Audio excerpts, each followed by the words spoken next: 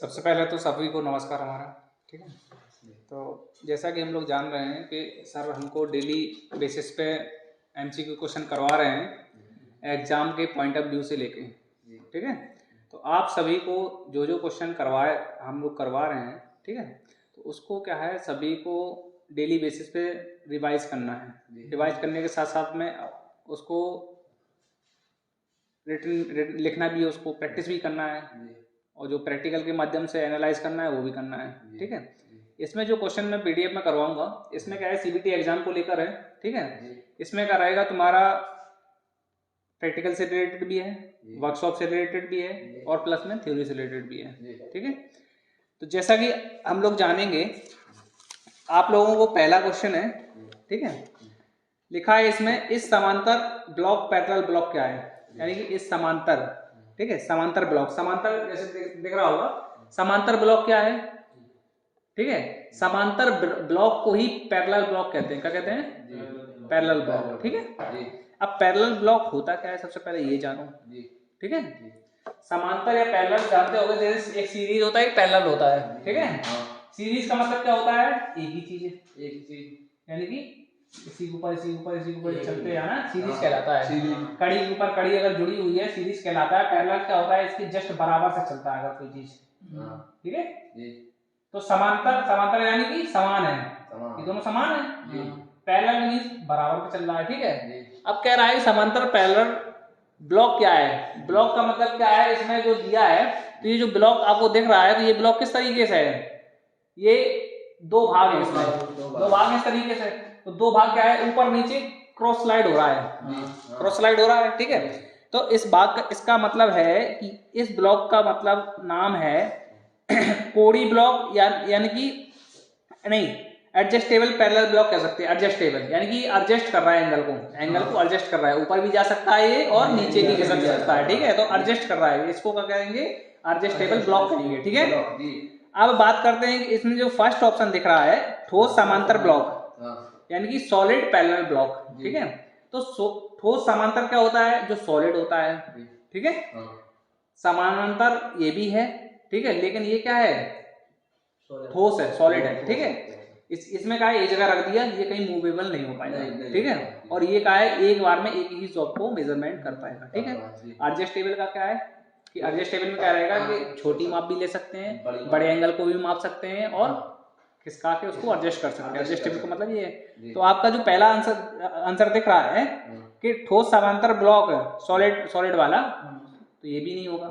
ठीक है, नंबर दूसरा है टेनन समांतर, टेनन पैरेलल। टेनन का मतलब क्या होता है, टेनन का मतलब क्या होता है, टेनन भी ऐसी तरीके से समांतर की तरह होता है। ठीक है, इक्वल में होता है, लेकिन वो भी ठोस ऑब्जेक्ट की तरह होता है। ठीक है, ये भी नहीं होगा। ठीक, अब एंगुलर पैरेलल क्या होता है, एंगुलर, एंगुलर, एंगुलर का मतलब ये, जैसे एंगल प्लेट आपने देखी है, एंगुलर का मतलब कैसा कह सकते हैं, इस तरीके से कह सकते हैं।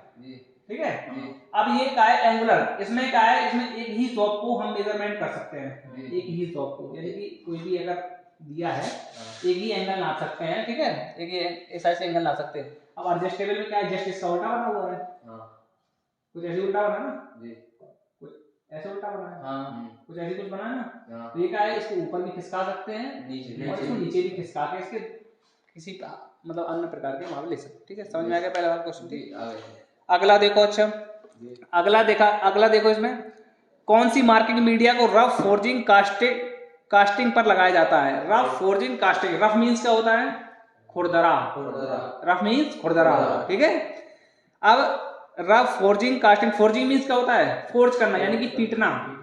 ठीक है, जो खुरदरापन होता है उसमें हम लोग क्या करते हैं, मार्किंग मीडिया का होती है। मार्किंग मीडिया समझते हो क्या होता है, मार्किंग मीडिया का मतलब ये होता है, जैसे आप लोगों ने चौक देखा है, चौक देखा है। ठीक है, चौक हो गया, या आप लोगों ने देखा होगा कि जो दर्जी वगैरह होते हैं, आप लोगों का जो नाप लेते हैं, वो उनके पास एक कलर का मीडिया, मार्किंग मीडिया होता है, ऐसे करके ऐसे लगा देते हैं उसमें कपड़े में, और वो छूटता नहीं है, हैं, जैसे ही लगता है वो ऑटोमेटिकली तुरंत ही सूख जाता है, हाथ में फिर नहीं लगता है वो। ठीक है, हाथ में नहीं लगता है, वो चिपक जाता है उसी में, यानी ऑयली टाइप का रहता है, वो चिपक जाता है उसमें। ठीक, तो उसे ही मार्किंग मीडिया कहते हैं। ठीक, सबसे फर्स्ट नंबर आपको दिख रहा होगा व्हाइट वाश। व्हाइट वाश को हम क्या कह सकते हैं, चौक जो होता है व्हाइट होती है, ठीक है, इसको व्हाइट वाश को चौक भी कह सकते हैं और व्हाइट वाश भी कहते हैं। अब ये क्या है कि खुरदरी सतह पर आसानी से लग जाता है, खुरदरी सतह पर ये आसानी से लग जाता है। चौक जो होता है हम आसानी से खुरदरी सतह पर से घिस के उसको लगा देते हैं। क्लियर बात है, ठीक है।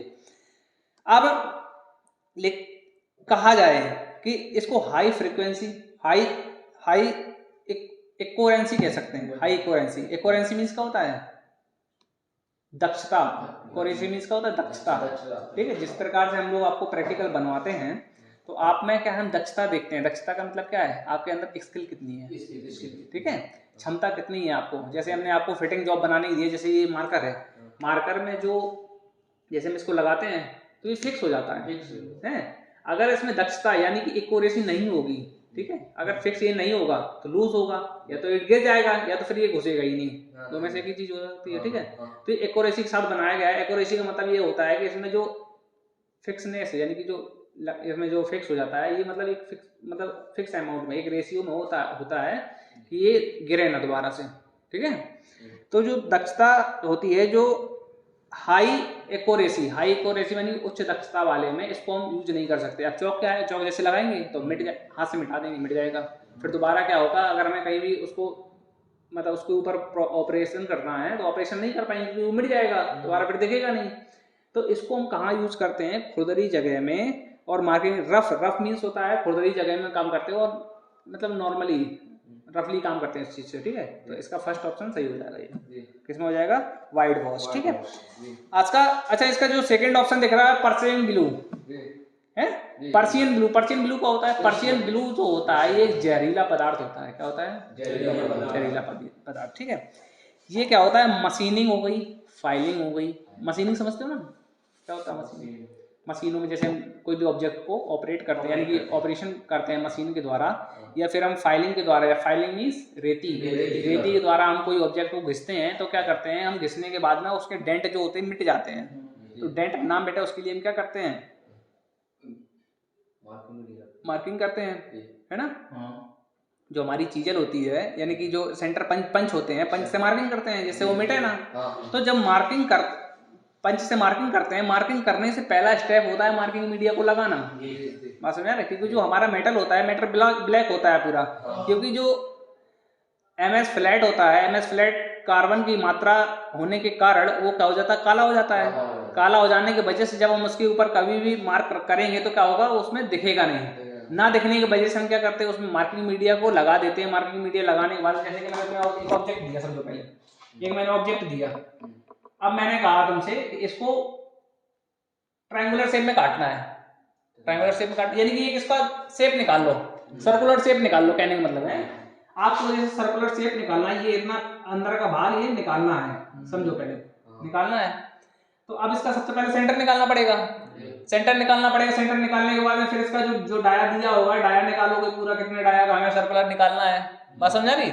तो सबसे पहले तुम्हें क्या करना होगा कि अगर मैंने मटेरियल दिया, इसमें क्या है? जंग लगी हुई है, यानी कि कोरोजन से ग्रसित है ये, ठीक। जंग लगे होने के कारण हमें क्या है? इसमें जब कभी भी मार्किंग करेंगे ऊपर तो इसमें उभरेगी नहीं। जब उभरेगी नहीं तो हम क्या है? जो ऑपरेशन करेंगे, मशीनिंग ऑपरेशन करेंगे, उसके ऊपर कर नहीं पाएंगे। समझ रहे हो ना? तो हमें सबसे पहले क्या है कि जो हमारे पास जो मार्किंग मीडिया होती है, मार्किंग मीडिया क्या करते हैं? इसके ऊपर पोत देते हैं। पोतने के बाद में इसका क्या हो? कलर एक सेम हो जाता है। जैसे व्हाइट मार्किंग मीडिया पोतते हैं तो व्हाइट हो जाता है, कलर मेड पोतते हैं तो कलर हो जाता है, ठीक है। अब ये प्लेन हो गया। प्लेन कैसा हो जाएगा? जैसे व्हाइट है ना, पूरा व्हाइट में ब्लैक चला करके दिख रहा है, इसी प्रकार से व्हाइट हो जाएगा। तो फिर हम क्या कर सकते हैं? इसमें सर्कुलर शेप का काट सकते हैं। यही मार्किंग मीडिया कहलाती है। समझ में आती है? ठीक। अब कहते हैं कि ये जो ऑपरेशन करने के बाद में क्लियर दिखाई देता है। पर्सियन ब्लू जो होता है हम लगाने देने के बाद में फिर मार्किंग कर लेते हैं। मार्किंग करने के बाद में क्या होता है? हमें स्पष्ट उसके जो निशान लगाए जाते हैं, चिन्ह लगाते हैं, वो स्पष्ट दिखाई देते हैं मार्किंग मीडिया के द्वारा, ठीक है। दूसरा हो गया। अब ये क्या होता है? ये परमानेंट यानी कि हार्ड होता है, ये सूख जाता है, ठीक है, सूख जाता लगाने पे। और ये जो पहला मैंने बताया मैंने व्हाइट वाश वाला, ये क्या होता है? सूख मतलब मिटाने से मिट जाता है, ये मिटता नहीं है। दूसरा चीज अंतर समझ में आ रहा? ठीक। तीसरा आ रहा आपका जो A3 ऑप्शन है, कॉपर सल्फेट। अब कॉपर सल्फेट क्या होता है समझो पहले। सतह में अच्छी तरह से चिपक जाता है, ये भी जहरीला होता है, जो कॉपर सल्फेट होता है इसको बचा के हमको यूज करना होता है। सपोज दैट अगर गलती से भी ये मुंह में चला गया या हाथों के जरिए ये मुंह में चला गया, जैसे कभी कभी का होता है खुजली होने लगी है, अब मैंने हाथ में उसको लगा रहे हैं और खुजली होने लगी, या फिर मैंने खुजाना स्टार्ट कर दिया, क्या होगा, मुंह में पहुंच जाएगा, ये नाक के पहुंच जाएगा, इसका जहरीला होता है, इससे मृत्यु हो सकती है। ठीक है, तो मोस्टली क्या होता है इसका कम यूज किया जाता है। ठीक है, और एक चीज और भी होती है कि सतह में क्या होता है, सतह में सूख जल्दी जाता है, जैसे तुम लगाओगे सतह में सूख जाता है। ठीक है, ठीक है, और ये चिपक जाता है, चिपकने का बात है यानी कि ऑयली टाइप का होता है, ऑयली टाइप का चिपक जाता है, दाग बना देता है उसने। ठीक, तो कॉपर सल्फेट हो गया। अब बात करते हैं सेल्यूलोस, सेल्यूलोस लिखा ना, सेल्यूलोस लैंकर देखा। सेल्यूलोस लैंकर क्या होता है, ये कई रंग में पाया जाता है और तेजी से सूखता है, ये भी कई रंगों में पाया जाता है। जैसे कई रंगों का मतलब ये है, जैसे कि तुमने दर्जी के यहाँ देखा होगा, कई रंगों में होता है ना, कलर मेड होती है ना। जैसे आप लोगों ने एक ड्राई कलर देखे होंगे, ड्राई कलर देखे ना, सूखे वाले जो कलर होते हैं, स्टिक वाले कलर होते हैं, कई प्रकार के होते हैं ना, बस सेम प्रकार की मार्किंग मीडिया होती है, समझो पहले। ठीक है, सेम प्रकार की होती है, कई कलर में पाई जाती है ना। इसी प्रकार से जो ये लास्ट वाला है सेल्यूलोस लेंसर वाला, तो कई रंगों में पाई जाती है और ये तेजी से सूख जाता है। ठीक है, तो सबसे पहले इन ये जो 4 ऑप्शन मैंने बताए, 4 ऑप्शन में से 3 तो होंगे नहीं, नीचे वाले सबसे फर्स्ट वाला होगा ए। क्लियर बात है ना, आगे देखो। अच्छा, नेक्स्ट क्वेश्चन आपका दिया है, विभिन्न प्रोफाइल को काटने के लिए किस धातु काटने वाली 100 का उपयोग किया जाता है। बात समझ में? विभिन्न प्रोफाइल को काटने के, विभिन्न प्रोफाइल का मतलब ये है कि कई प्रकार की प्रोफाइल, जैसे ट्रायंगुलर शेप काटना है, एंगुलर शेप काटना है, और आपको रेक्टेंगुलर शेप काटना है, सर्कुलर शेप काटना है, तो कई प्रकार के शेप काटने के लिए हम किस चीज का यूज करते हैं, किस मशीन या किस इंस्ट्रूमेंट का यूज करते हैं, ये बोला गया है। ठीक है, तो फर्स्ट ऑप्शन में आपको दिख रहा होगा पावर हेक्सा, सेकेंड ऑप्शन में दिख रहा होगा सर्कुलर सॉ, ठीक है, थर्ड ऑप्शन में दिख रहा है कंटूर बेंड सॉ, ठीक, फोर्थ ऑप्शन में दिख रहा है हॉरिजॉन्टल बेंड सॉ। आप समझो ये होता क्या है, पावर हेक्सा क्या होता है, पावर सॉ जो होता है इसको ये हेक्सा करते हैं। ठीक है, पावर सॉ जो होता है, पावर हेक्सा में क्या होता है, जिस प्रकार से हमारा एक आरी ब्लेड होता है ना, हेक्सा ब्लेड होता है, और हेक्सा ब्लेड को हम क्या करते हैं, अपना मांसपेशी ऊर्जा देते हैं, और पावर हेक्सा में क्या होता है, वो पावर मोटर देती है उसको। बात सुना है, पावर क्या देती है, मोटर देती है उसको। मोटर जब पावर देती है तो वो ऑटोमेटिकली चलता है। ठीक है, ऐसे ऐसे ऐसे ऐसे चलता रहता, ऐसे चलता रहता, काटता रहता। बात समझ में आ रहा, पावर हेक्सा हो गया। अब पावर हेक्सा किस किस मटेरियल को काट सकता है, जो उसके गोल जॉब होते हैं, गोल जॉब यानी कि वो काटने का काम करता है, ये सेफ नहीं बनाता है। ठीक है, लेकिन तुम्हारे क्वेश्चनों में क्या कहा है कि धातु को काटने में कौन सा, विभिन्न प्रोफाइल बनाना, इनमें क्या है, प्रोफाइल बनाना है, और ये क्या करता है, ये ओनली काटता है। प्रोफाइल बनाना और काटना दोनों को अलग। प्रोफाइल का मतलब क्या होता है, रेक्टेंगुलर शेप काटना, सर्कुलर शेप काटना, ट्रायंगुलर शेप काटना, ये प्रोफाइल कहलाती है। ठीक है, और आपका जो सिंपल काटना है तो किसी प्रकार की जॉब काट सकते, पावर हेक्सा में भी सिंपल जॉब काट सकते हैं। बात समझ आई, यानी कि जो मोटर द्वारा एनर्जी दी जाती है उससे ही पावर हेक्सा का यूज किया जाता है। ठीक, नंबर दूसरा सर्कुलर सॉ। सर्कुलर सॉ में क्या होता है, गोल जॉबों को काट सकते हैं। सर्कुलर मींस गोल, सॉ मींस काट, जो काटता है। ठीक, तो स्पष्ट समझ में आया ना, सर्कुलर सॉ यानी गोल जॉबों को काटता है। ठीक है, ये भी नहीं होगा। चौथा दिया है हॉरिजॉन्टल बेंड सॉ। हॉरिजॉन्टल का मतलब ये होता है कि उसमें क्या होता है, दो ऐसे पहिए लगे होते हैं इस तरीके से। ठीक है, यहाँ पे पॉइंट होता है, यहाँ पे ब्लेड होता है। तुम लोगों ने देखा होगा कि जो लकड़ी के आरी ब्लेड जो होते हैं, कारखाना होता है, लकड़ी जो कटती है, जहाँ पर तख्ता वगैरह करते हैं, जिस प्रकार से हम लोग देखे तख्त बनाने के लिए लकड़ी कटती है, तो उसके ऊपर क्या होता है, एक ऐसी व्हील होती है, व्हील के ऊपर एक ब्लेड लगा होता है, वो घूमता है, वही काटता है।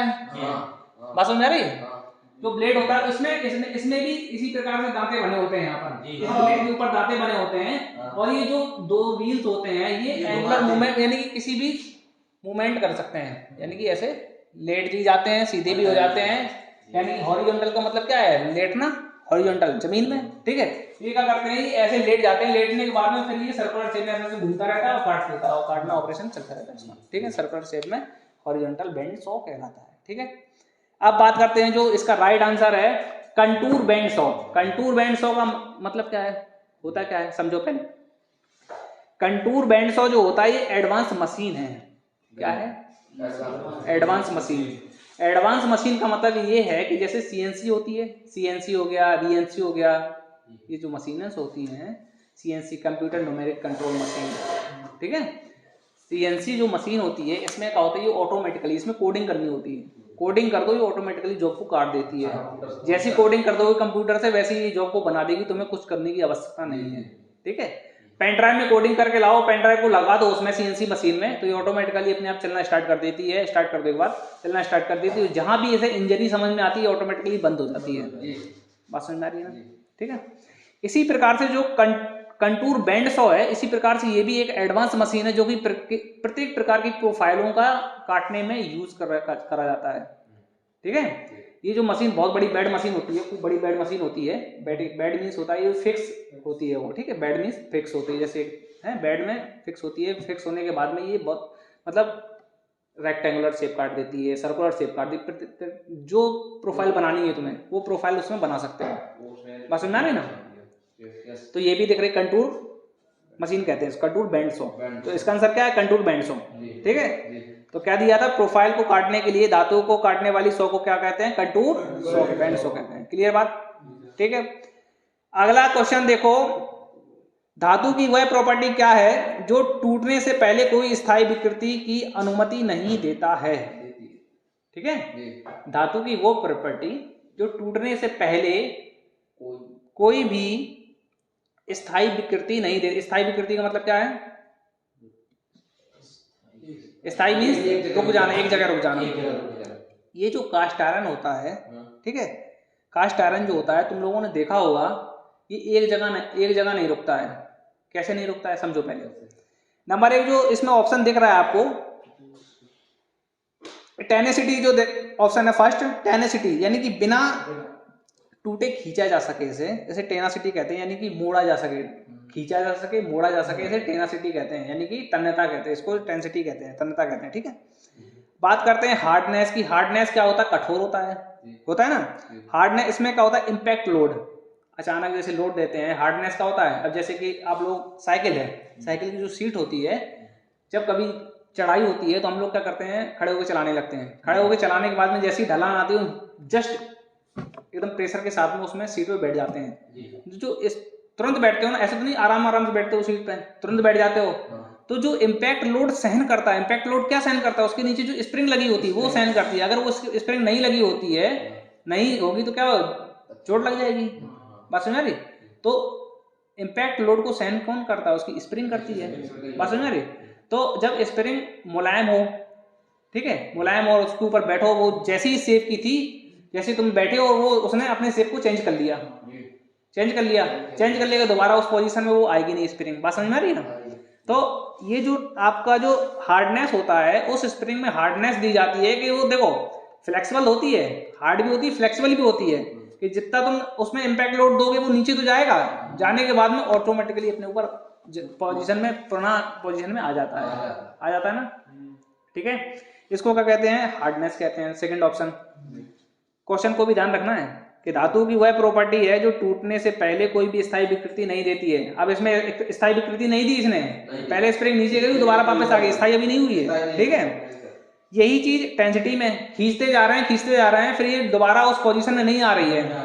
जैसे कोई तार होता है, तार को हम पहले खींच लेते हैं, खींचने के बाद वो दोबारा पोजीशन में आता नहीं आता है, ठीक है। ये भी पोजीशन में नहीं आई और ये सेकंड वाला भी नहीं आया। अब बात करते हैं लास्ट वाला, टफनेस। टफनेस मीन होता है कठोरता। टफ मीन्स टाइट यानी कठोरता, कड़ापन कह सकते हैं जिसको, ठीक है। तो इसका मतलब ये है, टफनेस का मतलब है कि टूटने से पहले कितनी ऊर्जा अवशोषित हुई, यानी टफनेस। जैसे एक सरिया है आपका, माइल्ड स्टील का सरिया है, ठीक है। अब ये इसमें क्या होता है, जब इसको कंप्रेस मशीन के द्वारा जब खींचा जाता है, कंप्रेस मशीन के, तो इसमें क्या होता है, जैसे हम इसको है, आप सोचो, इसे समझो मार्कर से पूछा है, जैसे टफनेस की बात करते हैं, जैसे ये अगर मैं इसको खींचूं, खींचने के बाद में अगर इतना खींचूं, एक स्थिति ऐसी आएगी कि बीच से टूट जाएगा। अब बीच से कब टूटेगा? तब टूटेगा जब इसकी कैपेसिटी एकदम खत्म हो जाएगी। बात समझ रही? जैसे आपका जैसे हाथ है, हाथ पकड़ के खींचूं और ये तब तक बॉडी मतलब जो वेट को या आपको जो लोड को सहन करेगा जब तक इसकी क्षमता है, और जैसे ही क्षमता खत्म हो जाए वहाँ से टूट जाएगा, अलग हो जाएगा। बात समझ में आ रही ना? तो यही है टफनेस यानी कि कठोरता, यानी कि जब तक ये सहन कर सकता है, जब तक एनर्जी को अवशोषित कर सकता है, टूटे बिना कितनी एनर्जी को अवशोषित करता है, ये काउंटेबल क्या कहलाती है? कठोरता कहलाती है, यानी कि टफनेस कहलाती है। ठीक, क्वेश्चन में दिया है जो धातु को प्रॉपर्टी क्या है जो टूटने से पहले स्थायी विकृति नहीं देता है, तो इसका आंसर क्या है? भंगुरता, यानी कि ब्रिटलनेस। जिस प्रकार से आप लोगों ने कास्ट आयरन देखा होगा, वह जब तक मजबूत रहेगा तो रहेगा, अगर वो उसमें इम्पैक्ट लोड या कोई चोट वोट मारोगे वो तुरंत छार हो जाएगा, हो जाता है ना, ब्रिटलनेस यानी कि भंगुर हो जाता है। अब ये क्या कह रहा है कि ये झुकता नहीं है, कहते हैं ना पुष्पराज झुकेगा नहीं, तो ये झुकता नहीं है, जब तक है ईमानदारी से काम करता है वो इसके बाद टूट जाता है। ठीक है, तो ये कास्ट आयरन ही है जो मुड़ने से बजाय टूट जाएगा, यही भंगुरता कहलाता है। इसका आंसर भी भंगुरता है। ठीक है, ठीक है, अगला देखो। क्यों सतह प्लेट तनाव मुक्त अच्छी कास्ट आयरन से बने होते हैं? कह रहा है क्यों सतह प्लेट तनाव मुक्त अच्छी कास्ट आयरन से बने होते हैं? क्यों बने होते हैं? क्योंकि इसको विकृति को रोकने के लिए बने होते हैं। किस लिए बने होते हैं? विकृति, यानी कि विकृति को, यानी कि मोड़दार। विकृति मीन्स क्या होता है? मुड़ जाना, मुड़ना नहीं देता, मुड़ने नहीं देता, ये नहीं मुड़ने देता ना, तो विकृति को रोकने का काम करता है। ठीक है, इसका आंसर ये है। नंबर फर्स्ट इसका दिख रहा होगा, क्षरण को रोकना। क्षरण क्या होता है? क्षरण समझते हो ना? क्षरण मीन्स होता है कोरोजन, यानी कि जंग लगना। ठीक है, अब इसमें क्या है कि तनाव मुक्त अच्छी कास्ट आयरन में जंग तो लगेगा ही। ठीक है, जंग लगता है ना, तो सतह को तनाव मुक्त, इसमें तनाव से कोई मतलब इस खिंचाव से कोई इसमें ऑब्जेक्ट है नहीं, इसमें कोई मैच कर नहीं रहा है इसमें। ठीक है, अब ना तो इसमें टूटने से रोक सकते हैं, क्योंकि जब ये हार्डी होता है, कार्बन की मात्रा इसमें 4% होती है। कितनी होती है? 4% होती है। हार्डी इतना होता है कि टूटने का कोई चांसेस नहीं इसमें। ठीक है, तो इसका जो आंसर है ये विकृति को रोकने के लिए। ठीक है, अगला देखो। इसमें लिखा है समायोजन समांतर ब्लॉक, यानी कि एडजस्टेबल पैरेलल ब्लॉक का मुख्य लाभ क्या है? जो हमने फर्स्ट क्वेश्चन पढ़ाया था वो सेम क्वेश्चन ये है। कह रहा है कि जो एडजस्टेबल मीन्स होता है एडजस्ट करना, एडजस्टेबल पैरेलल ब्लॉक इस तरीके से ये बना, ये एडजस्ट कर पा रहा है ना, ऊपर भी जा सकता है ये और नीचे भी खिसका सकते हैं। ठीक है, और प्रत्येक प्रकार के एंगल को माप सकते हैं इस चीज को। ठीक है, कह रहा है कि इसका मुख्य लाभ क्या है? मुख्य लाभ ये है कि विभिन्न ऊंचाइयों को निर्धारित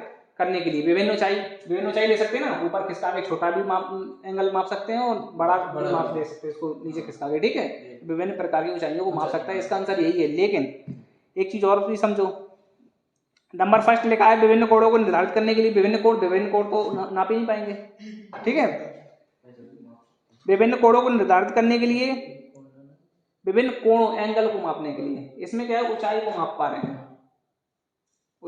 रहे हैं। विभिन्न कोण क्या मतलब होता है? कोण का मतलब समझते हो ना? ट्रायंगुलर शेप हो गया, रेक्टेंगुलर शेप हो गया। क्या इसे रेक्टेंगुलर शेप माप सकते हैं? क्या इसको सर्कुलर शेप माप सकते हैं? इससे नहीं माप सकते ना। तो वही चीज कह रहा है कि विभिन्न कोणों को विभिन्न कोण जो अन्य कोण होते हैं उससे निर्धारित नहीं किया जा सकता। ठीक है, नंबर फर्स्ट। सेकंड, विभिन्न गहराइयों को, यानी कि डेप्थ, यानी कि गहराई, इसे गहराई नाप सकते हैं? नहीं नाप सकते, क्योंकि इसमें डेप्थ गेज अलग होता है। डेप्थ गेज जो होता है वो अलग होता है, वो गहराई को नापता है। ठीक है, अब विभिन्न लंबाई निर्धारित करने के लिए, टूटने से रोकने के लिए, लंबाई नहीं है ना, लंबाई विभिन्न, इसमें ऊंचाई माप पा रहे हैं। ठीक है, तो इसका आंसर क्या है? ऊंचाई मापना है। ठीक, अगला देखो। लिखा है इसमें यूनिवर्सल सरफेस गेज के विभिन्न भागों को आवश्यक सही पोजीशन को स्क्राइबर सेट करने के लिए किया जाता है। यूनिवर्सल सरफेस गेज के किस भाग का उपयोग आवश्यक सही पोजीशन पर स्क्राइबर सेट करने के लिए किया जाता है? तो हमारा यूनिवर्सल सरफेस गेज होता है, जैसे दिख रहा होगा आपको, यूनिवर्सल सरफेस गेज होता है। इसमें क्या होता है कि एक स्क्राइबर लगा होता है। क्या लगा होता है? स्क्राइबर। एक बेंड स्क्राइबर होता है, एक स्ट्रेट स्क्राइबर होता है। दो प्रकार के स्क्राइबर लगे होते हैं। अब इसमें अन्य भाग होते हैं। अन्य भाग होने के कारण ये क्या होता है? प्रत्येक भाग से ये जुड़ा हुआ होता है। स्नग होता है, आपका ग्रूव होता है, ठीक है, और आपका एडजस्टेबल नट होता है, इस और आपका रॉकर आर्म होता है, ठीक, गाइड पेनें होती हैं, कई प्रकार के इसमें पार्ट होते हैं। तो ये कह रहा है कि जो स्क्राइबर होता है उसको हम सेट कैसे करते हैं, किसके द्वारा सेट करते हैं? तो ये जो स्क्राइबर होता है ये स्नग के द्वारा फिट होता है। किसके द्वारा फिट होता है? स्नग। स्नग कैसे होता है? स्नग समझो पहले। इस प्रकार से स्नग होता है, ये नट हो गया, ये स्क्राइबर लगा होता है, ये बेंड हो गया, तो ये स्ट्रेट हो गया, ठीक है। ये इस तरीके से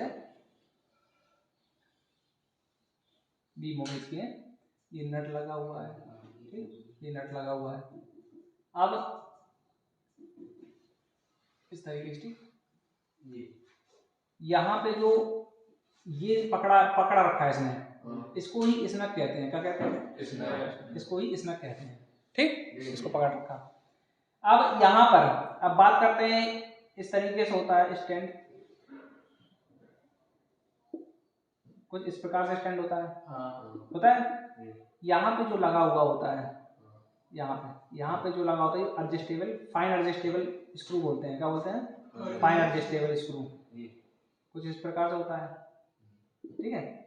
फाइन एडजस्टेबल का होता है ये, इसको जैसे ही ओपन करेंगे, ओपन करते ही आगे पीछे जाता है,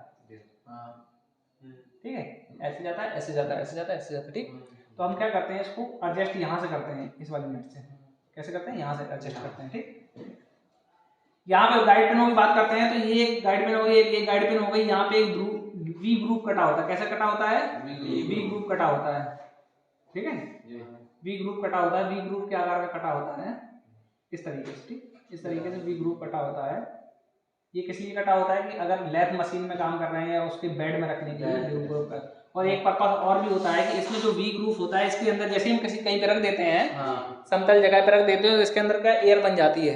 एयर बनने जाने के बाद में ये फिक्स हो जाता है उस जगह पे। फिक्स हो जाने की वजह से ये इसमें जो नीचे लगा हुआ है ना, इसके नीचे ये क्या होता है, ये एयर को रिमूव कर देता है, ठीक है। ये जो ग्रुप बना होता है एयर रिमूव कर देता है। ये जो आपका ये दिख रहा होगा आपको, ठीक है, ये गाइड पिन लगी है। गाइड पिन का मतलब ये इसको ऊपर नीचे जाता है, कैसे? ऊपर नीचे, ठीक है। ऊपर नीचे नीचे अगर कर देंगे तो ये क्या करते हैं, सरफेस प्लेट के साथ साथ में अगर रखेंगे, सरफेस प्लेट के साथ साथ में हम इसको स्ट्रेट ले जा सकते हैं। गाइड पिनों का ये काम होता है, ठीक है। समझ में आ गया ना? तो इसमें जो स्नग दिया है ये भी नहीं हो सकता, क्योंकि स्नग पकड़ता है किसको? किसको पकड़ता है? स्क्राइबर को पकड़ता है। किसको पकड़ता है? स्क्राइबर को। लेकिन इसमें क्या कहा है कि हमें क्या कहा है, पोजीशन को सेट करना है। पोजीशन को सेट करना है, तो पोजीशन को सेट क्या करता है? ये करता है।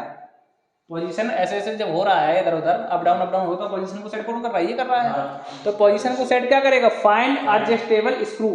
तो ये इसको क्या कहते हैं? फाइन एडजस्टेबल स्क्रू कहते हैं। क्या कहते हैं? फाइन एडजस्टेबल स्क्रू, ठीक है। रॉकर आर्म क्या होता है? रॉकर आर्म, रॉकर आर्म किसे कहते हैं?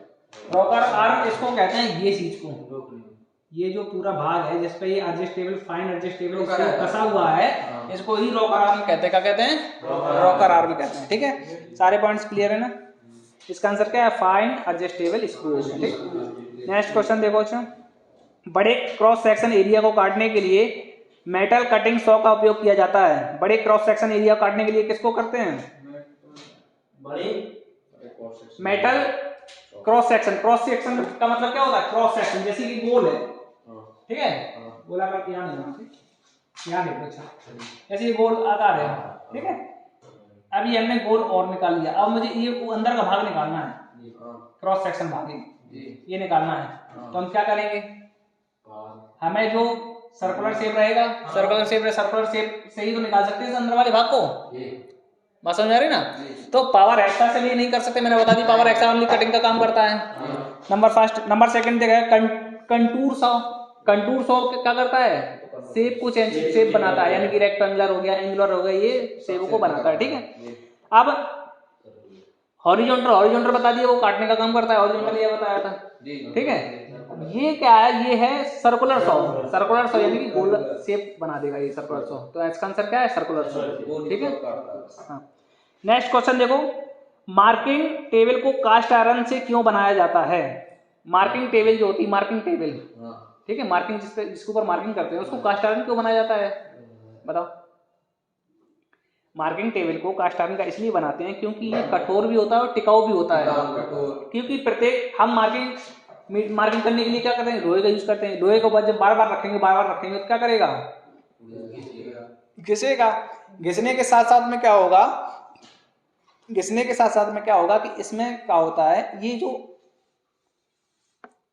कास्ट आयरन जो होता है, कास्ट आयरन क्या होता है, खुद को लुब्रिकेशन करता रहता है, खुद को लुब्रिकेट करता रहता है, ठीक है। क्योंकि कार्बन का, जैसे आप लोगों ने देखा होगा ग्रेफाइट देखा होगा, ग्रेफाइट में चिकनाहट होती है ना, बड़ी बड़ी जो हाई मास प्रोडक्शन में जैसे बैरिंगों का यूज किया जाता है उसमें ग्रेफाइट का यूज किया जाता है। हम लोग ग्रीस वगैरह का, मोबियल वगैरह का यूज करते हैं ना, उसमें ग्रेफाइट यूज किया जाता है। क्योंकि जिस प्रकार से आप लोगों ने देखा होगा जो प्रिंटर का पाउडर होता है कितना चिकना होता है ना, देखा ना कितना चिकना, अगर एक बार फैल जाए ना उसको बटोर नहीं सकते हो, बात समझ में ना। इसी प्रकार से उसमें क्या होता है, लुब्रिकेशन का एक गुण होता है, ठीक है। इसी प्रकार से इसमें भी होता है। तो इसमें जो लिखा है फर्स्ट ऑप्शन कि मार्किंग टेबल को कास्ट आयरन का क्यों बनाया जाता है, क्योंकि इसमें स्वयं लुब्रिकेशन का गुण होता है। क्या होता है, स्वयं ये खुद को लुब्रिकेट करता रहता है। लुब्रिकेट मींस क्या होता है, स्नेहक, यानी कि चिकनाहट देता रहता है, स्वयं को चिकनाहट देता रहता है। बात समझ में आ रही ना। हाँ, तो ये कास्ट आयरन बनाता है। और दूसरा ऑप्शन ये भी होता है कि कठोर भी होता है और टिकाऊ भी होता है। और किसी का बनाएंगे तो ये टूट भी जाएगा, बेंड हो जाएगा और घिस जाएगा, ठीक है। बात करते हैं अधिक कठोर बनाए अधिक कठोरता बनाए, ऐसा कुछ भी नहीं क्या कठोरता बनाए, सटीकता बनाए, ये तो उसमें होता ही, गुण होता ही है वो चीजें। और थर्मल विस्तार को रोके। थर्मल का विस्तार का मतलब समझते हो क्या है, टेम्परेचर, जैसे तापमान होता है, कभी गर्मी आ गई कभी सर्दी आ गई, तो उसको रोकने का भी काम होता है। ऐसा नहीं कि सर्दी आ गई तो वो सिकुड़ जाएगा, गर्मी आ गई तो वो पूरा फैल जाएगा, पिघल जाएगा, ऐसा कुछ भी नहीं ना। तो ये भी सपोजिशंस नहीं। तो इसका आंसर क्या है, स्वयं को लुब्रिकेशन करता है, ठीक है, ठीक है। 10वां क्वेश्चन देखो, धातु की उस प्रॉपर्टी का नाम बताइए जो शॉक या इम्पैक्ट लोड को सहन कर सकता है। अभी मैंने बताया शॉक और इम्पैक्ट लोड को कौन सहन करता है, साइकिल की सीट हो गई, ठीक है, झटके को सहन कर सकता है ना। शॉक मींस का होता है शॉक एब्जॉर्ब, शॉकर जैसे बोलते हैं, और शॉकर का काम होता है शॉक को खींचना, शॉक एब्जॉर्ब करना, ठीक है, झटकों को महसूस करना।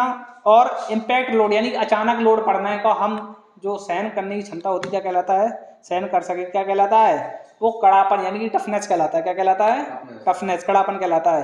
कठोरता में प्लास्टिकता होने तक क्षमता होती है, यानी कि इसमें इतनी कठोरता होती है कि जब तक ये गर्म करते रहो, गर्म करते रहो, गर्म तक करते रहो, जब तक ये प्लास्टिक कैसा होता है, मुड़ जाता है ना। तो ये क्या होता है कि इसमें शॉक एब्जॉर्बिंग की क्षमता होती है। ये फ्लेक्सिबल भी होता है और प्लास्टिक का भी काम करता है। जैसे स्प्रिंग होगी, स्प्रिंग मजबूत भी है और प्लस में प्लास्टिक जैसा भी काम कर रही है, ऊपर नीचे भी जा रही ना, तो दोनों काम है ना इसके, तो वही चीज है। तो इसका आंसर क्या है, कड़ापन यानी कि टफनेस रहता है। सबसे फर्स्ट नंबर का बात करते हैं, टाइनेसिटी कहते हैं बिना टूटे खींचा जा सके, मैं बता चुका हूं इसको। नंबर दूसरा दिया है हार्डनेस यानी कि प्रभाव यानी इफेक्ट, जो वेट होता है इसको अवशोषित कर सकता है, कितना अवशोषित करता है ये काउंट करते हैं इस चीज को, ठीक है। अगर हम बात करते हैं ब्रिटलनेस यानी कि भंगुरता, कास्ट आयरन मैंने बता दिया कि मुड़ने की बजाय वो टूट जाता है मगर वो मुड़ता नहीं है, ठीक है। कास्ट आयरन कितने कार्बन की परसेंट मात्रा होती है, वेरी गुड, ठीक है। अगला देखो, लिखा है एंगल प्लेट में रिफ्स क्यों प्रदान किया जाता है, एंगल प्लेट में रिफ्स क्यों प्रदान किया जाता है, क्यों किया जाता है, विकृति को रोकने के लिए। विकृति क्या है, एंगल प्लेट में रिप्स क्यों प्रयोग किया जाता है। रिप्स का मतलब जैसे कि रिप्स कहने का मतलब ये है समतल, सबसे फर्स्ट का है समतलता प्रदान करना, समतलता प्रदान करने का कोई काम नहीं इसमें। एंगल प्लेट किस तरीके से होती है, एंगल प्लेट देखो 90 डिग्री पे होती है, कितने डिग्री होती है, यहाँ देखो एंगल प्लेट कैसी होती है, 90 डिग्री, इस तरीके से कुछ होती है एंगल प्लेट इस तरीके से होती है, ठीक। अब विकृति मीन्स क्या होती है, फैलने को रोकता है, विकृति मीन्स फैलने को रोकती है, ठीक है। अब चौकोरपन प्रदान करना, चौकोरपन प्रदान करेंगे, चौकोर दिख रहा है, ठीक है, चौकोरपन प्रदान नहीं करता है। अब मशीनल सतह को सपोर्ट करता है, मशीन सपोर्ट कैसे करेगा, ये खुद ही दूसरे पर डिपेंड होता है, खुद ही पकड़ना होता है इसको, ठीक है। तो सबसे राइट आंसर क्या है, विकृति को रोकने का काम करता है, ठीक है, यानी कि फैलाव को रोकने का काम करता है, ठीक है। 12वां देखो, अच्छा आपको दिख रहा होगा कि बी ब्लॉक दिख रहा होगा, बी ब्लॉक वर्कशॉप में देखा ही होगा, दूसरे प्रकार का और दिखा देंगे, और भी रखा हुआ है, ठीक है। यहाँ लाना थोड़ा टिपिकल है, भारी है वो, वरना यहाँ पे भी लाकर दिखा सकते थे, ठीक है। तो बी ब्लॉक दिखा, बी ब्लॉक कितने प्रकार की होती है ये भी समझो। बी ब्लॉक के जो नाम दिख रहे होंगे, सिंगल लेवल, सिंगल ग्रूव, मशीनल सतह सपोर्ट करने के लिए कर दिया जाता है, डबल लेवल, सिंगल ग्रुप या डबल लेवल डबल ग्रुप। अब डबल लेवल या सिंगल ग्रुप है क्या, सबसे पहले ये समझो पहले, ठीक है। एंगल प्लेट जो होता है, एंगल प्लेट वी आकार का, उल्टी वी आकार कुछ इस प्रकार से होता है, वी ग्रुप जो होता है। यहाँ पे जो कटा होता है ये वाला भाग, यानी कि मैं अंदर को काट दे रहा हूँ, यहाँ पे जो भाग ये कटा होता है और यहाँ पे भी जो भाग कटा होता है दोनों साइड, ठीक है, ये क्या हो गया डबल। ये जो होता है ये ग्रुप कहलाता है, क्या कहलाता है, ग्रुप कटे होते हैं, ये ग्रुप कहलाता है, क्या कहलाता है, ग्रुप। और ये क्या कहलाता है, ये लेवल कहलाता है, ये लेवल कहलाता है, ठीक है। अब ये सिंगल लेवल है, सिंगल लेवल है, अब डबल लेवल है, क्योंकि एक लेवल ये हो गया और एक लेवल ये हो गया, ठीक है। अब सिंगल लेवल की अगर बात करें तो ये नहीं होगा, ये नहीं होगा, ये हो गया सिंगल लेवल, क्या हो गया, single level. Single level, single group, B block नाम हो गया फर्स्ट। अगर मैं इसको वी बना दूं तो double level, single group, B block, double level, एक लेवल ये हो गया, एक लेवल ये हो गया, डबल लेवल हो गया, सिंगल ग्रुप हो गया, बी ब्लॉक हो गया, ठीक है। अगर मैं इसी को डबल ग्रुप बना दूं, यहाँ पर अगर मैं डबल ग्रुप बना दूं इस तरीके से, डबल ग्रुप, अब क्या हो गया, double level, double group, B block, ठीक है। अब मैं इसको ऐसे भी कर सकता हूं, इसको मिटा के ऐसे कर दूं, तो ये क्या हो गया, single level, double group, B block. Clear बात समझ में आ रही, सारी चीज क्लियर है ना। तो इसका नाम क्या है, इसमें जो आपको चित्र में दिख रहा होगा तो ये वाला ऑप्शन, ये वाला बना हुआ है, कौन सा बना हुआ है, ये वाला, ठीक है। चित्र में ये वाला बना हुआ है और ये वाला सिंगल दिया है, ठीक है, सिंगल दिया है। अब बताओ इसका नाम क्या है, डबल लेवल, सिंगल ग्रुप। तो इसका आंसर क्या है, A3, वेरी गुड, ठीक है, क्लियर बात है ना। मैंने यूनिवर्सल सरफेस गेज पढ़ा ही दिया है, उसका डायग्राम इसके पीछे पढ़ा दिया, इसमें क्वेश्चन में दिया है 13वें नंबर पे, यूनिवर्सल सरफेस गेज का कौन सा भाग जो हिस्सा है जो स्क्राइबर को पकड़ता है, स्क्राइबर को कौन सा पकड़ता है, मैंने अभी क्या बताया था, क्या पकड़ता है स्क्राइबर को, स्नग पकड़ता है। इसका आंसर क्या है, स्नग, ठीक है, इसका आंसर क्या है, स्नग। गाइड पिन मैंने बताई थी, गाइड पिन ये होती है, ठीक है।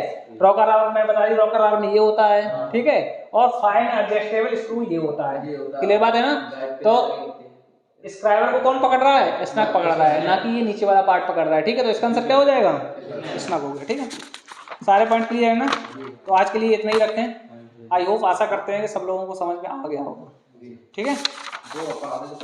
और क्वेश्चन करवा दें, ठीक है, 2 और कर लो। देखिए जो 14वां लिखा हुआ है, धातु के गुण का नाम बताइए यदि वे चुम्बक द्वारा आकर्षित होता है। जैसे धातु है, अब वो चुम्बक जैसा काम कर रहा है, चुम्बक जैसा, चुम्बक द्वारा कब करेगा, जब उसमें चुम्बकत्व के गुण होंगे, ठीक है। और चुम्बकत्व के गुण कब होंगे, जब उसमें लोहे के गुण होंगे, ठीक है। और लोहे के गुण कब होंगे, जब उसमें कार्बन की मात्रा होगी। बात क्लियर है ना। जिस चीज में कार्बन की मात्रा नहीं है वो लोहा नहीं है, क्लियर बात है ना। और जिस चीज में कार्बन की मात्रा बिल्कुल नहीं है वो चुम्बकत्व के गुण हो ही नहीं सकते। जिस प्रकार से आप लोगों ने एल्यूमिनियम देखा होगा, एल्यूमिनियम में चुम्बकत्व के गुण नहीं होते हैं, यानी कि मैग्नेटिक उसमें पावर नहीं होती है, ठीक है। और आप लोगों ने देखा होगा एल्यूमिनियम में जंग भी नहीं लगती, एक एल्यूमिनियम हो गई, एक स्टील हो गई, इन दोनों में जंग नहीं लगती। क्यों नहीं लगती, क्योंकि इसमें कार्बन की मात्रा बिल्कुल 0% के समान होती है। बात समझ में आ रही ना। इसी प्रकार से ना तो इसमें सर्दी का इफेक्ट पड़ता है, ना ही गर्मी का इफेक्ट पड़ता है। इसलिए हम लोग घरों में इस चीज को ग्रिल्स वगैरह हो गई, आपको खिड़की वगैरह हो गई, इसे ज्यादातर यूज कर रहे हैं ना। क्यों यूज कर रहे हैं, क्योंकि इसमें ना ही बारिश करनी पड़े, ना ही हमें इस चीज से आगे बार बार परेशान होना पड़े। बात समझ में आ रही, क्लियर बात, ठीक है। तो चुम्बक के गुण किसमें होगा, जिसमें लोहा होगा, और लोहा जिसमें होगा वो मैग्नेटिक का गुण रखेगा, ठीक है। तो इसका आंसर क्या है, मैग्नेटिक चुंबकत्व गुण कहलाएगा, यानी कि मैग्नेटिक प्रॉपर्टीज कहलाएगी, ठीक है। बात करते हैं इसमें जो देखो चालकता, तो पता ही होगी कि चालकता क्या होती है, क्या होती है चालकता, विद्युत धारा संचालित करने वाली जो क्षमता होती है, करने की जो क्षमता होती है, विद्युत धारा को संचालित करने की जो क्षमता होती है उसे ही चालकता कहते हैं, कंडक्टिविटी जैसे कहते हैं, ठीक है। यानी कि बिंदु, जैसे कि कोई केबल है, केबल में अगर करंट जा रहा है तो वो चालकता है, अगर केबल के अंदर बीच से अगर काट दिया जाए तो वो चालकता क्या होता है, ये एकदम ब्रेक हो जाती है बीच से, ठीक है। तो चालकता वो क्या कहलाता है, विद्युत को ले जाने के लिए जो क्षमता होती है उसकी, वही चालकता कहलाती है, ठीक है। अब अगर हम बात करते हैं कि एक ऑप्शन दिख रहा होगा, फ्यूजिबिलिटी दिख रहा होगा, तीसरा ऑप्शन फ्यूजिबिलिटी, क्या दिख रहा है, फ्यूजिबिलिटी। अब ये होता क्या है, किसी पदार्थ को पिघलाने की तापमान मात्रा, किसी पदार्थ को अगर पिघला रहे हैं तो उसमें कितना तापमान हम लोग दे रहे हैं, इसी को हम क्या कह सकते हैं, फ्यूजिबिलिटी कहलाता है। फ्यूज करना यानी कि मेल्ट हो जाना। जैसे फ्यूज होता है ना, अगर इलेक्ट्रिकल में बात करें तो फ्यूज होता है, फ्यूज क्या करता है कि अधिक करंट आता है तो वो फ्यूज यानी कि वो खराब हो जाता है। तो ऐसे ही समझो कि जो फ्यूजिबिलिटी का काम यही होता है कि हम उसमें टेम्परेचर देते रहते हैं। लोहा जैसे होता है, लोहा को हम क्या करते हैं, ठोक ठोक के हम अभी सीधा करते हैं ना उसको, है। अगर उसको आग में तपा दिया जाए और 1500 डिग्री सेल्सियस के समथिंग अगर तापमान टेम्परेचर दे दिया जाए उसमें, तो वो ऑटोमेटिकली वो लिक्विड में कन्वर्ट हो जाएगा ना। और अगर उसमें अगर टेम्परेचर नॉर्मल टेम्परेचर दिया जा रहा है, टेम्परेचर उसमें बिल्कुल रूम टेम्परेचर के इक्वल है, तो क्या होगा कि उसको हम पीट के परेशान हो जाते हैं, वो अपने आप को मुड़ने का नाम नहीं लेता है। बात समझ में आई ना, ठीक है। तो फ्यूजिबिलिटी वही कहलाती है, किसी पदार्थ को हम अगर तापमान दे रहे हैं, तापमान देने के बाद में वो कितनी मात्रा में तापमान दे रहे हैं, वो पिघलने के पहले वो कितनी मात्रा में तापमान दे रहे हैं, कितना तापमान दे चुके हैं, उसी को हम फ्यूजिबिलिटी कहते हैं। क्लियर बात है ना, ठीक। लास्ट ऑप्शन है जो फोर्थ वाला दिख रहा है इसमें, विशिष्ट गुरुत्वाकर्षण, स्पेसिफिक ग्रेविटी जो दिख रही है, होता क्या है समझो पहले। जो स्पेसिफिक ग्रेविटी होती है यह पता लगाती है, जिस प्रकार से तुमने देखा होगा पानी वाला जहाज होता है, नाव होती है, और एक तुम हो गए। जिसको तैरना नहीं आता है वो पानी में जैसे ही डूबता है, जैसे ही पानी में जाता है वो डूब जाता है। और नाव क्या होती है, नाव इतना वजन ले जाने के बाद भी वो नहीं डूबती है। क्यों नहीं डूबती, क्योंकि इसमें स्पेसिफिक ग्रेविटी होती है। स्पेसिफिक ग्रेविटी यही कहलाती है, ठीक है, विशिष्ट गुरुत्वाकर्षण वाला यही कहलाता है कि पानी में डालने पर यह पता चलता है कि पानी में कौन वस्तु तैरेगी कौन डूबेगी। यही हमें स्पेसिफिक ग्रेविटी सिखाती है, ठीक है। क्लियर बात है ना, समझ में आएगा ये पॉइंट। लास्ट ऑप्शन देख लो, अच्छा 15वां लास्ट क्वेश्चन, धातु का कौन सा गुण गलन के लिए लाभदायक है। गलन का मतलब क्या होता है, गलन का मतलब क्या होता है, गलन का मतलब होता है मेल्टिंग। मेल्ट मीन्स क्या होता है, गलना, ठीक है। मेल्टिंग मीन्स गल जाना, पिघल जाना, ठीक है। तो कह रहा है कि धातु का कौन सा गुण है जो गलन के लिए लाभदायक है, तो क्या है, फ्यूजिबिलिटी। अभी मैंने बताया ना फ्यूजिबिलिटी का काम क्या है कि टेम्परेचर हम तब तक देते रहते हैं जब तक वो पिघल ना जाए, और जब पिघल जाता है उसको जो मात्रा होती है, जितना हमने टेम्परेचर दिया उसी को हम फ्यूजिबिलिटी कहते हैं। तो इसका आंसर क्या है, फ्यूजिबिलिटी। क्लियर बात है ना, कर पा रहे हो ना आंसर, समझ में आ गया ना जितने क्वेश्चन पढ़ाए हैं, ठीक है। तो आशा करते हैं समझ में आ गया होगा, ठीक है। तो इस चीज को डेली रिपीट करते रहेंगे और पेपर की बेस्ट तरीके से आप लोगों को तैयारी करते रहना है। प्रैक्टिकल जो कराए जा रहे हैं, प्रैक्टिकल की विशेष तरीके से आप लोगों को तैयारी रखनी है और अपना प्रैक्टिकल करते रहना है। डेली प्रैक्टिकल लिखना भी है, ठीक है। तो आज के लिए इतना ही रखते हैं। Thank you class.